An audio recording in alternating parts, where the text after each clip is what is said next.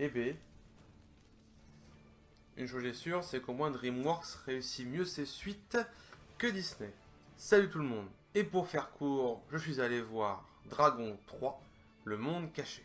Comme pour Les Indestructibles 2, avant bien sûr de vous parler du film, je vais vous présenter en fait simplement les différents doubleurs des personnages principaux de Dragon 3. Dans le rôle du personnage principal d'Harold, vous pouvez retrouver pour la version originale Jay Baruchel, je ne sais pas si je le prononce correctement, que vous pouvez retrouver concrètement en tant qu'acteur dans le film L'Apprenti Sorcier aux côtés de Nicolas Cage. Et en version française, le grand Donald Renew, que vous connaissez bien sûr en tant que voix française des acteurs Jesse Eisenberg et Andrew Garfield, mais également de la voix française de Titeuf ou de Nightwing dans les films DC Comics, ou encore dernièrement dans Spider-Man sur le jeu de PS4.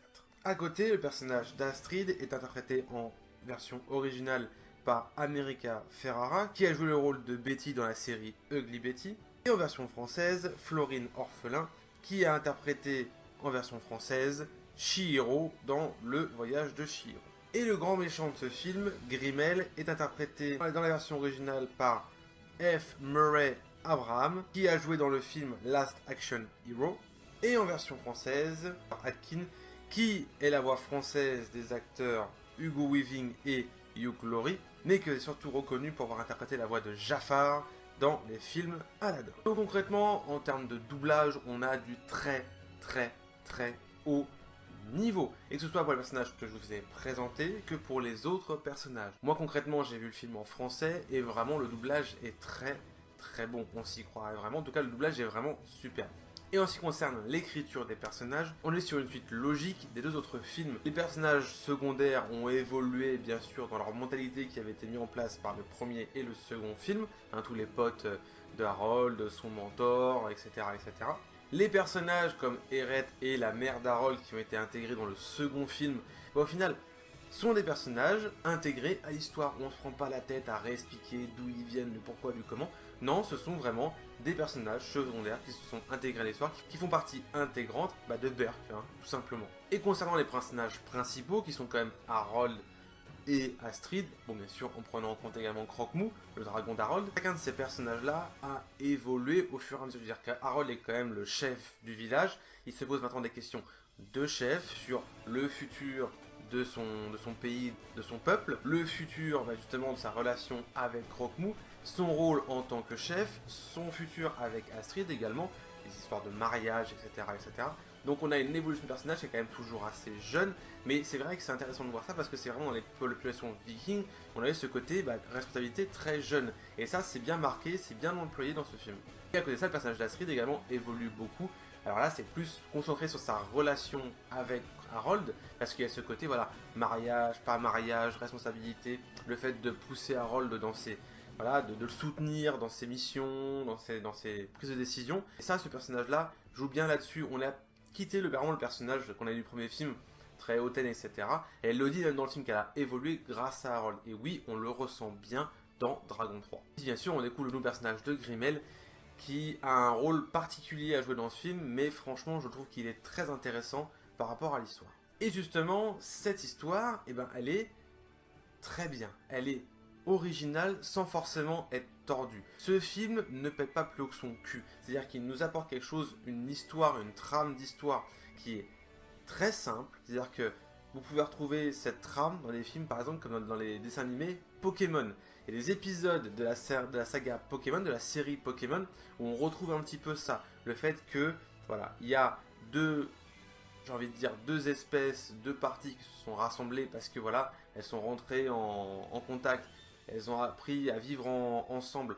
Mais au bout d'un moment, il y a une césure qui doit se faire. Et la césure se fait soit parce que justement, c'est deux espèces différentes, et donc normalement, il y en a un qui dit non, c'est bon, maintenant la cohabitation ne peut plus faire parce qu'on évolue chacun de son côté, soit parce que dans ce cas-là présent, il y a chacun de ces deux parties-là a des responsabilités, parce que les deux sont des chefs de leur peuple ou de leur tribu, hein, Harold qui est quand même le chef de Berk et Croque-Mou qui est quand même devenu le roi des dragons, le mâle alpha. Donc on a déjà cette réflexion de se dire voilà, les deux personnages ont des responsabilités, ils doivent les prendre, et donc ça c'est vraiment le thème principal du film, qui bien sûr est appuyé très largement par le fait que Croque-Mou tombe amoureux d'une dragonne qui est de la même espèce que lui, ou en tout cas de la même grosse espèce, et donc il tombe amoureux, les sentiments naissent, et donc il y a vraiment ce côté parade nuptiale, etc., qui est vraiment très très bien foutu dans le film.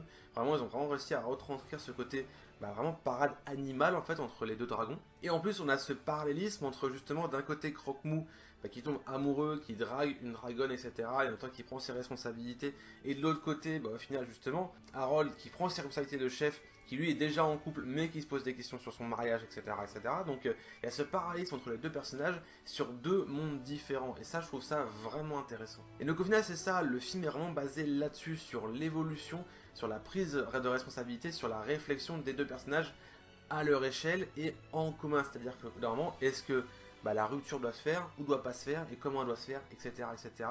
Sachant que d'un côté, Harold pense à ça, mais doit également penser à l'avenir de son peuple. Et en fait, tout ça est poussé, il y a l'élément déclencheur, et c'est justement le fait que les dragons sont encore chassés, bien sûr, par des braconniers. Et à côté, on a le fameux Grimmel qui est là justement pour se débarrasser de toutes les furies nocturnes. Et donc en fait, ce personnage-là n'est pas forcément centrale à l'histoire, mais pousse un petit peu cette réflexion, oblige cette réflexion d'un côté d'Harold, qu'est-ce qu'il doit faire avec son peuple, et avec son dragon. Et automatiquement, son dragon, à lui, entre guillemets, sa réflexion de se dire, est-ce que je reste avec Harold, ou est-ce que je vis ma vie, et je crée une vie avec ma dragonne, et avec mon peuple de dragons. Donc au final, pour une suite qui est quand même très simple sur le scénario, on a quand même de grosses remises en question, des questions logiques. Et vraiment, je vais pas vous spoiler parce que voilà, la fin est quand même... Justement, la fin est émouvante, mais en même temps, on n'est pas sur le happy end très niais de certains films d'animation, je vais pas les citer, mais on n'est pas sur ce type-là de fin, ni sur le type de fin très larmoyant, genre oh, qu'est-ce que c'est triste, nanana. Non, on est sur une fin logique, et je vous laisserai découvrir la fin en allant voir ce film. Et vraiment, j'ai été très agréablement surpris par cette suite. On pourrait dire des fois, putain, une suite qui prend vraiment du temps à sortir, et même une suite d'un dessin animé, des fois, il y a quand même des grosses prises de risque. Il y en a qui se foirent, comme par exemple Shrek, je suis désolé, mais Shrek et la dernière suite m'ont vraiment très déçu. Là, vraiment, j'ai été agréablement surpris, ça m'a fait du bien de voir cette suite. C'est une suite qui ne vend pas forcément des choses, et qui nous donne juste ce qu'elle a à nous donner. Et donc vraiment, si vous hésitez à aller voir Dragon 3, allez le voir si vous avez aimé la saga, si vous avez aimé les deux premiers, et si vous voulez vraiment voir une belle clôture, une belle fin à la trilogie, Dragon 3 fait vraiment le taf. Donc ouais, bien sûr, à côté de ça, Dragon 3 est un très beau film en termes d'effets visuels, en termes d'animation. Franchement, ils nous mettent encore une très grosse claque. Vraiment, allez le voir au cinéma si vous voulez vraiment apprécier ce film. Et donc oui, je vous recommande chaudement d'aller voir Dragon 3, ne serait-ce que si vous avez vu la saga. Alors par contre, vous n'êtes pas forcément non plus obligé de revoir les films avant. Moi, je les ai pas revus, j'ai tout compris, il n'y a pas eu de souci. Donc voilà, si vous êtes un fan de films d'animation, si vous êtes un fan de DreamWorks, si vous aimez Dragon, allez voir Dragon 3. Donc voilà, c'est tout pour ma réaction à chaud sur le film Dragon 3 que j'ai vraiment aimé. Si vous avez aimé cette vidéo, n'hésitez pas à la liker, à commenter et à partager comme d'habitude, et à vous abonner si ce n'est pas déjà fait. Et moi je vous dis à la prochaine pour une nouvelle vidéo. A plus tout le monde.